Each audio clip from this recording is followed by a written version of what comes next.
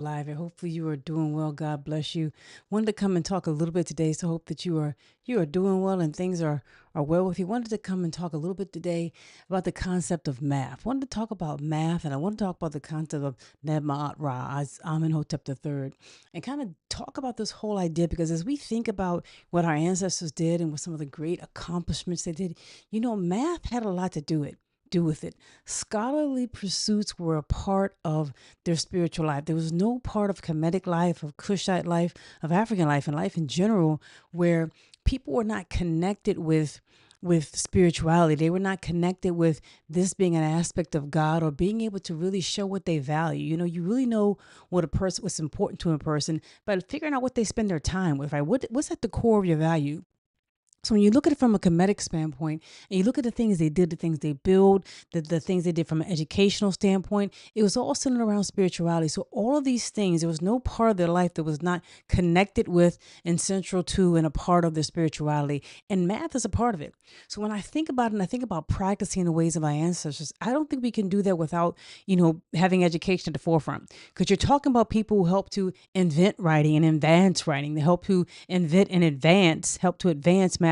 I think math was around even before then. Any way you use numbers to solve problems is significant. People help to invent and advance mathematics and literature and architecture and things like geometry, disciplines like geometry and various things in science and medicine and agriculture and so many things that when we think about it, if we're practicing the ways of our ancestors, it's not just our prayer, which is very important. It's not just our reading about our history, which is very important. It's also doing the things they were doing. And I think education is a part of it. So as I think about these math basics, I wanted to kind of come back and talk a little bit about because I'm going to be offering a course to people who are members here, and I thank you for members on YouTube. I have some members on Facebook as well. I very much thank you, and I appreciate it. And I don't want to kind of come around this next go around, if you will. I appreciate it. I've been working a lot. If you guys don't see me for a while, probably I'm working on something, right? So I've been thinking about really making an offering because a lot of work went into this that will help us really think about how we help to bring education to the next level for our children, right? And for our young people. So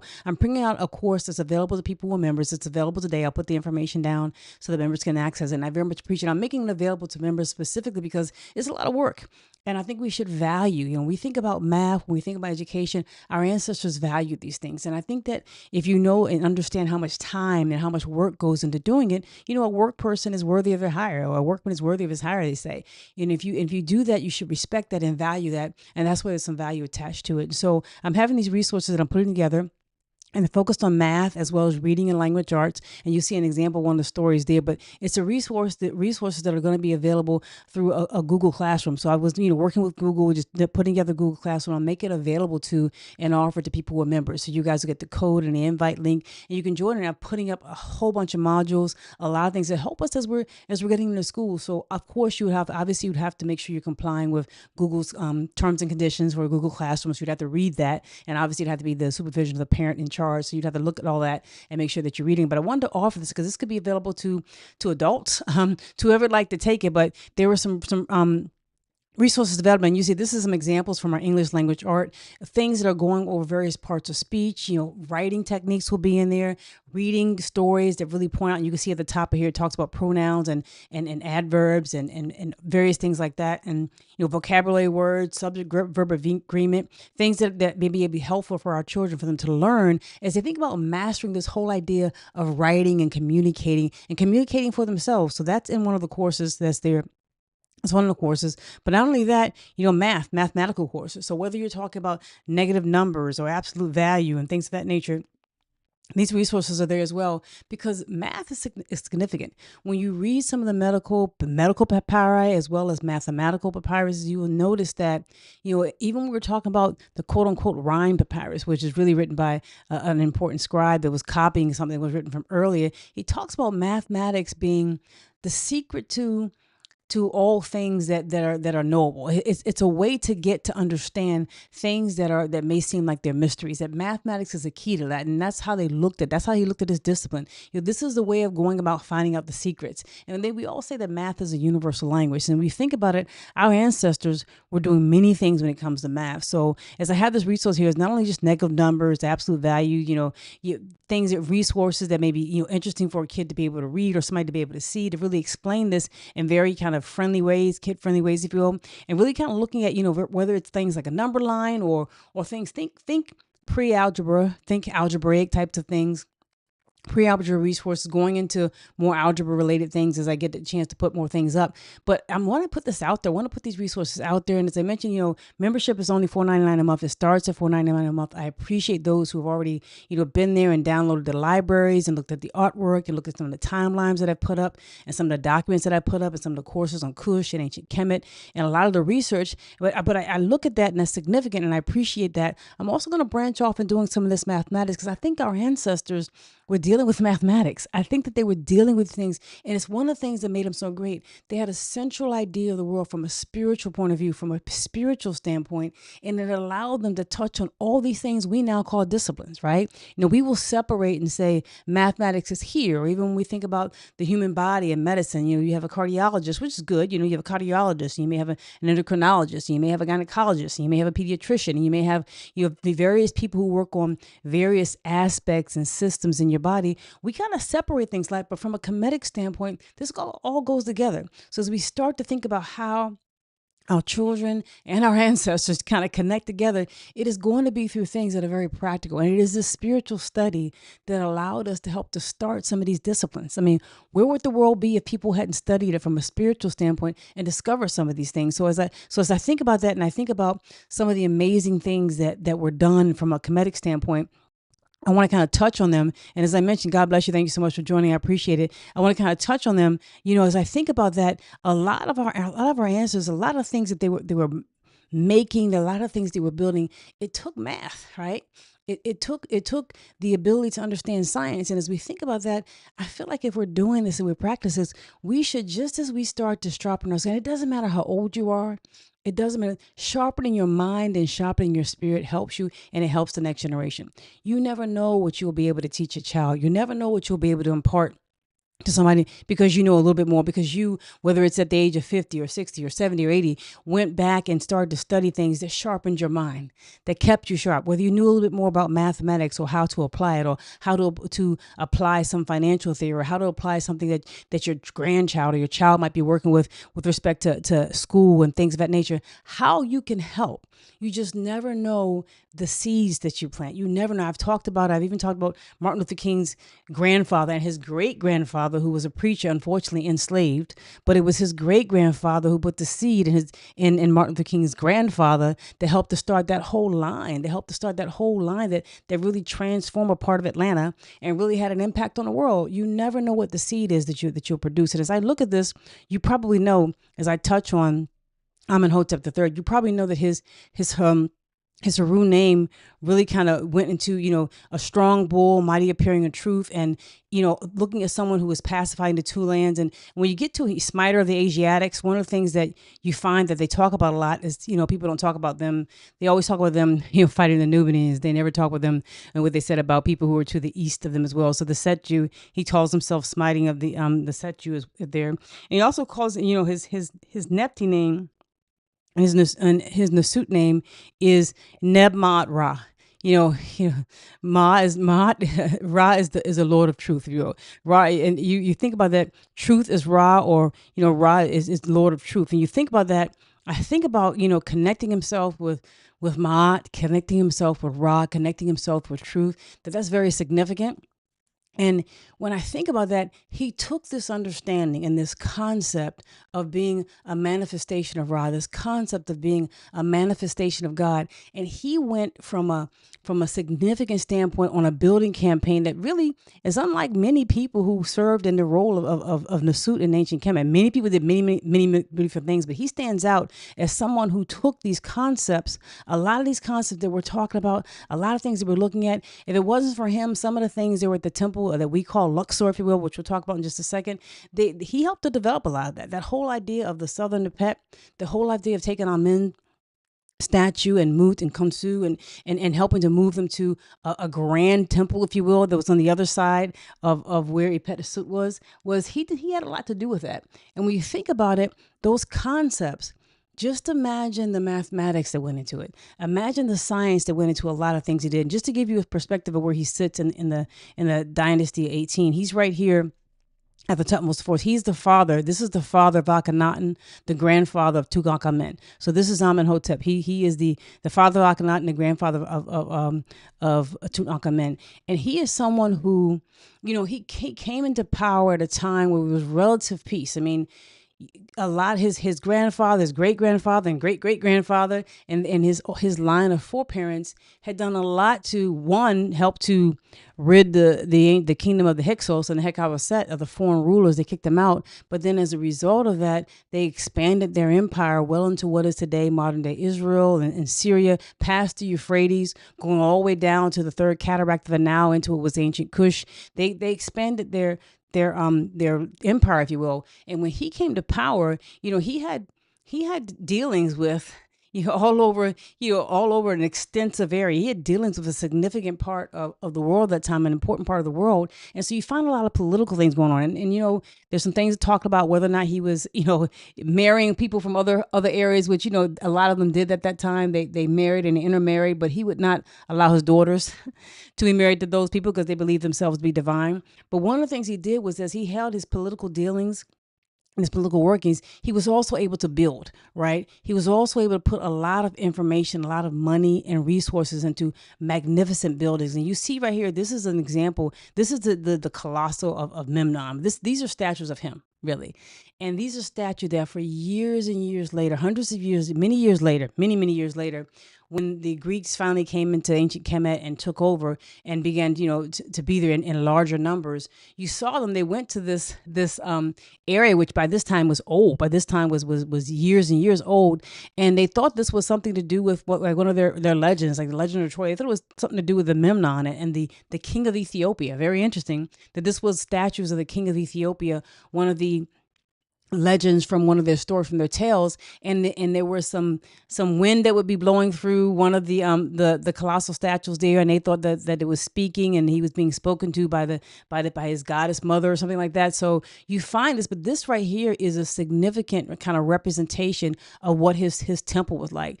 As you know, in ancient Kemet, they had ancestral temples. They had ancestral temples that were temples where, if you were the person who was deceased, your family members or priests that you may have contracted with and essentially set aside a certain amount of money to pay them and to make sure there was resources to come and to remember you, to come and to kind of breathe life into you, to give you offerings and to remember and to say prayers for your soul and to keep you connected with the living, if you will. And so this whole idea of an ancestral temple and that connection was significant. And this is a part of his ancestral temple.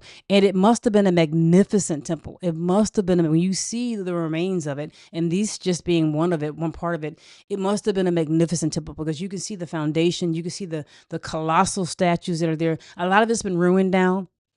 Some of it was damaged by, natural things like earthquakes. Some of it was taken by later Nasuts, later rulers who used some of the stones in their buildings and things of that nature. But this was must have been a magnificent thing in his day. And if you can just get an idea of the scale of this that he was building on, and that's just one thing. This is his ancestral temple. And as I mentioned, that's a very important connection from a Kemetic standpoint. So imagine when you think about this massive building, this massive contribution to God, really. What also went into that? What mathematics went into that? What science? And see, it was one and the same. They didn't divorce it. They didn't say, that's for other people, or I'm afraid of it, or whatever it is. This was one and the same. That's something I think we need to do. I think we need to get back to this. There's no reason why we shouldn't be excellers in math. There's no reason why we shouldn't be, masters at it and excelling in math and science and engineering. Look at this. Look at what our ancestors did. Look at what history we have. I think that as we think about these things, we start to take it seriously. All it takes is focus. All it takes is will. All it takes is, because when you put together something like this, you have to have the will to do it. You have to have the focus to do it. So I think spirituality and math, spirituality and science, spirituality in any endeavor, because it's human, right? We're humans. Any human endeavor is spirituality, can be connected and put together. It can be connected and put together. So I think it goes together. I think spirituality and science go together. How does it not? We only have those debates now. That wasn't really a debate that our Kemetic ancestors had. Our foreparents didn't have that idea that somehow when you build or you use mathematics or you use some chemistry or you use some type of thing to help somebody with medicine, that somehow that was not connected with God. That's not what they were doing. So it's an amazing thing as you kind of look at it.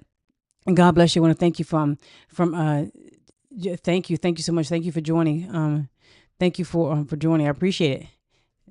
So, so I think, so we were just talking about,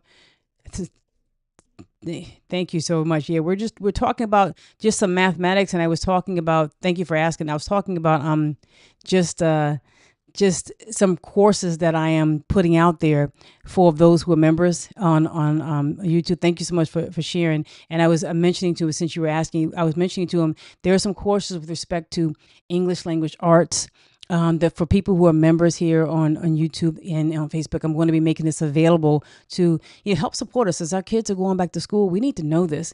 We need to be leaders. I mean, we should be the one leading them and teaching them algebra and teaching them things about mathematics. We should be the ones stepping up.